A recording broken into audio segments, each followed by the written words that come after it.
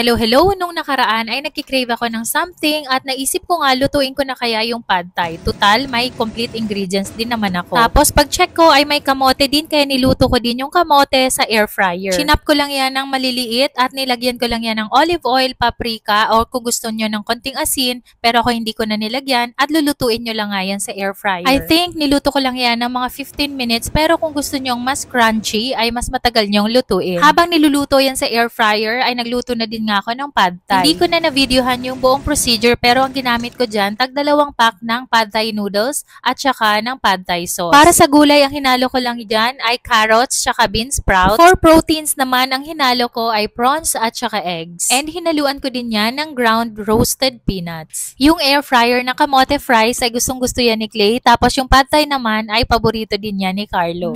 And syempre, after magluto ay kumain na din nga ako habang nanonood ng TV. Ganito lang kami pag weekend. Pag walang mga lakad ay nasa bahay lang talaga kami at nagluluto na lang ako kung anong pwedeng maluto. Yung 2 days kasing day off ay napakabilis lang talagang lumipas. Kaya kung wala naman talaga kaming mga lakad ay sa bahay lang talaga kami nagstay. So itry nyo na din itong air fryer na kamote fries at itong instant pad thai dahil napakadali lang nitong lutuin.